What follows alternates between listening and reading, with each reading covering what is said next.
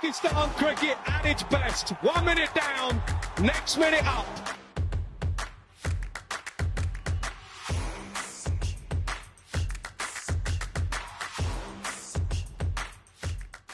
Sad Sadiq here for PakPassion, bringing you another exclusive interview. My guest today is a former Ladies Island cricketer. She played for Middlesex, played for Essex, played domestic cricket in Ireland. She's also played in men's club cricket, believe it or not, scoring plenty of runs, including hundreds. She's an ECB Level 3 qualified coach. She's currently coaching at the Ultimate Pace Foundation. She does a lot of work with renowned fast bowling coach Ian Pont at the National Fast Bowling Academy. And last year she was picked as the Multan Sultans pace bowling coach, and she'll be back at the PSL again this year, the one and only Catherine Dalton. Kath, thanks very much for joining me.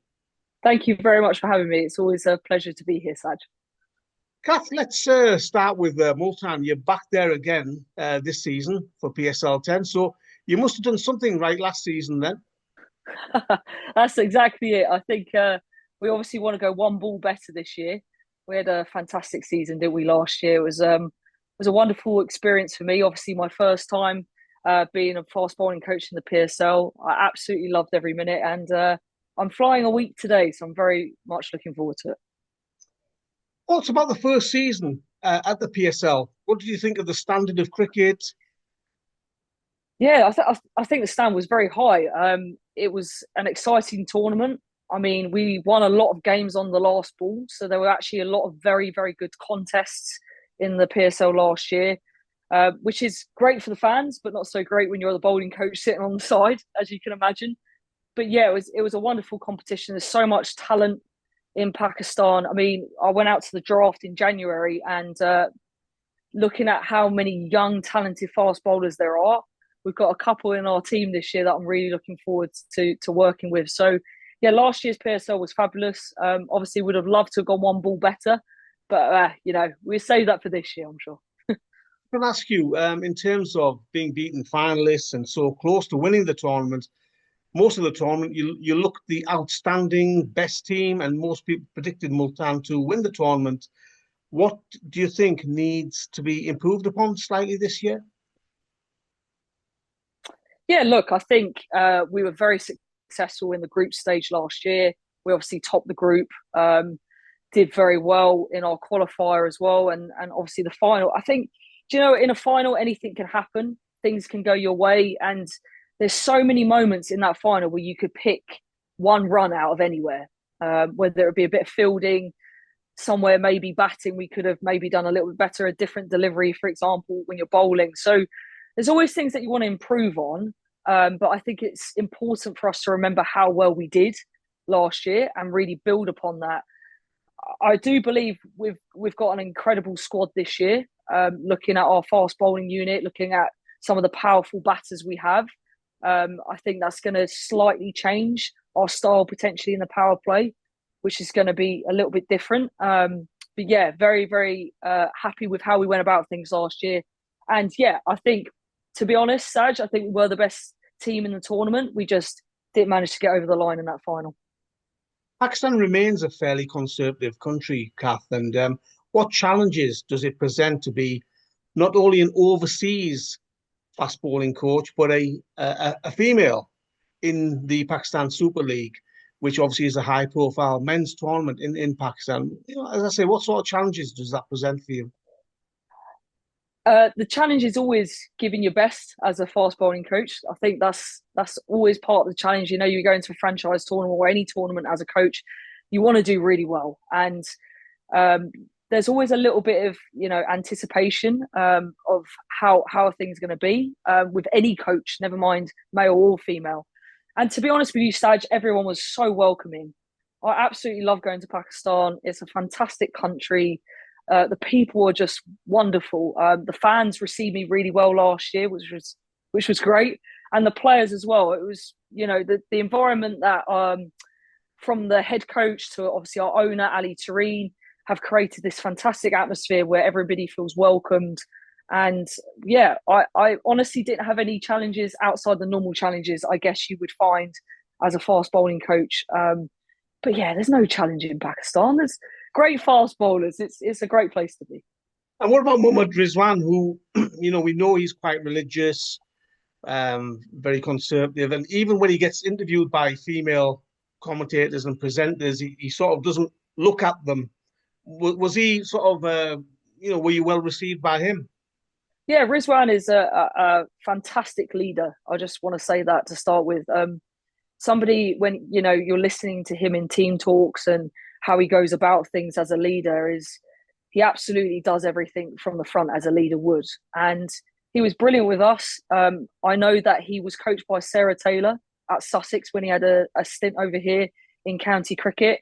Obviously, very successful female player herself, Sarah Taylor, and now coach. Rizwan was great with us, and I think that was the whole thing of the environment that we created. Was it did feel like a family. It's cheesy to say, but it really did. And no, Rizwan was fantastic. I want to talk to you about a player who you coached last year, but isn't with you this time around. He's moved to Peshawar Zalmi. Mohammad Ali, the pace bowler, who impressed last time around at the PSL and went on to make his international debut for Pakistan, obviously. And what was it like working with him? Oh, he's the hardest working fast bowler I think I've ever met. We obviously had that nickname for him, didn't we? We had Daisy was his nickname. We used to say, "What time is it?" and then look at our watch and say Daisy time. But Saj, he had an unbelievable tournament last year. It was almost a breakthrough year for him, wasn't it? With the ball, everybody said, "Oh, he's a long format player. What's he going to be like in T20 cricket?" So skilled. He actually bowled the most Yorkers out of all the Multan bowlers for us, and it was something that him and I spoke a huge amount about. Very, very skilled Yorker bowler, got great changes of pace. And as you know, with long format cricket, if you're able to get any lateral movement, he was going to find it in the pitch. He brilliant with a new ball, so consistent. You could say to him, hit this length, and he'd hit it. Great to work with, hard worker, very humble man. And excuse me, it's great to see him doing so well now.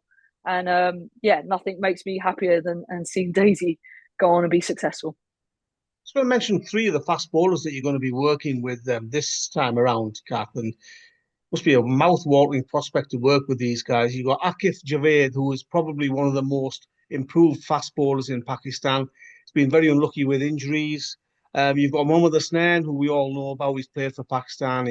Somebody who can crank it up to 150 kph. And then you've got Naseem Shah's younger brother, Ubaid Shah, who is a fantastic talent as well. You must be really looking forward to working with these guys.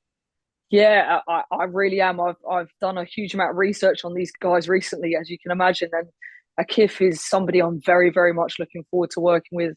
That left arm angle and just his pace, isn't it? He's quick. And you see some of his wickets in domestic cricket, they're really rushing the batters. So great fast bowling attack we've got this year. Ubaid Shah actually watched live in that under-19 World Cup. Fantastic young bowler, obviously a very talented family as well.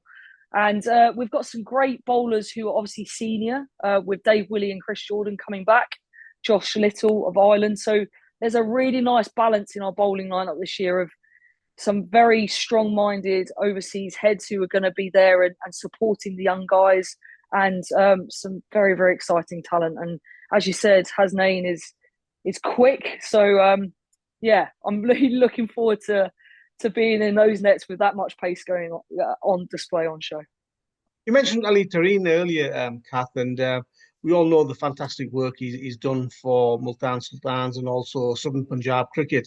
Now, some of our viewers here will be aware that you do work for Ali Tareen at some of his academies and scouting talent and working with young players. So tell us a little bit about that. Are you still doing that, Kath, and how is that coming along? Yeah, we haven't managed to have a camp as of late, just because I personally have been quite busy coaching, but we'll hopefully get round to that. No, listen, it's a fantastic academy. It's producing a lot of good cricketers. It's a wonderful place to be, and it's just nice to spend 7 days on the ground there when I do go for camps and really work with individuals, because over the 7 day period you can really dive in deeply into the biomechanics of their bowling action. You can make some significant progressions with them, technically, tactically, and also with their swing and slower balls as well. So every time I've been, it's been amazing. It was actually the first time I went to Pakistan was to the academy, to Elite MS, and yeah, I've been out there with Ian Pont, as you mentioned him earlier. I think our first trip must have been 2018, 2019, pre-COVID, and then COVID hit. We've been back since, but yeah, fantastic place to go, and hopefully we can keep producing more players from that system. I guess the frustrating aspect of Pakistan cricket is that whoever I speak to, Kath, says the talent is there, the players are there, the paces are there, the batters are there, but I don't know, Pakistan cricket just seems to be shooting itself in the foot in terms of performances.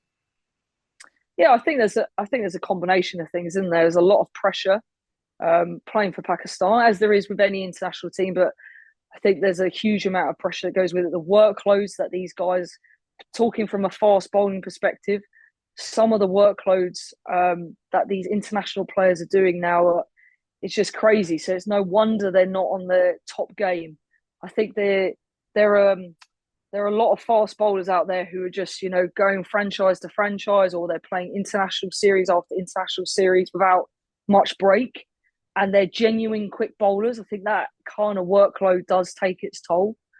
I really hope, Saj, that we do see Pakistan shining on the international stage. I mean, as you said, the talent is there.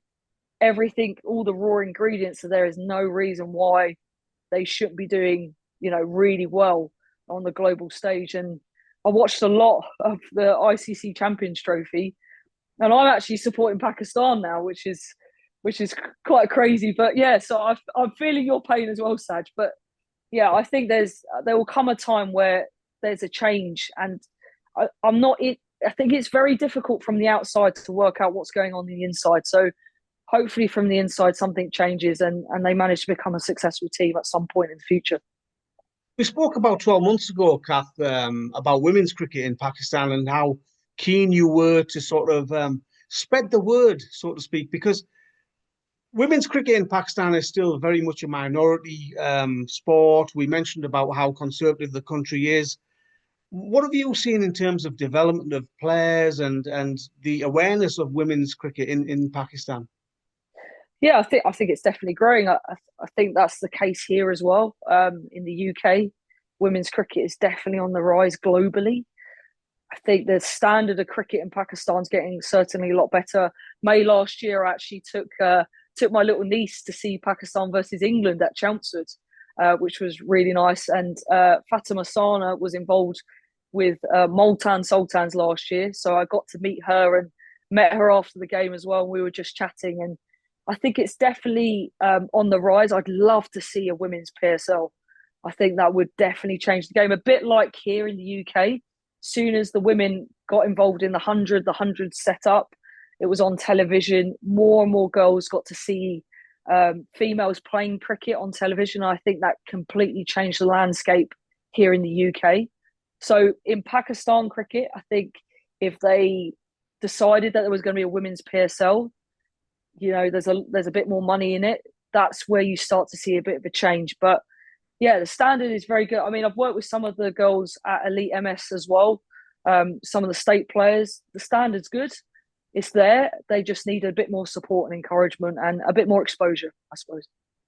Looking through the squads this time around, Kath, for the PSL, the squads seem stronger by and large. I mean, obviously, perhaps due to the fact that more overseas, maybe a better standard of overseas player was available to the franchise owners this time around. But I mean, do you agree with that the squads seem stronger this time around? Yeah, I do. I really agree. I mean, our first pick was Michael Bracewell, who had a fantastic Champions Trophy.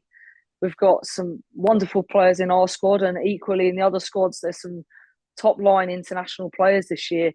I remember looking through the draft list, thinking that there was a lot of options, and there was a lot of really good players that went unsold in the draft, which possibly didn't happen the year before. So this could be the best standards PSL we've seen, because I think the international players are very good. I mean, obviously the local players have always been there, so their standard has always been very high.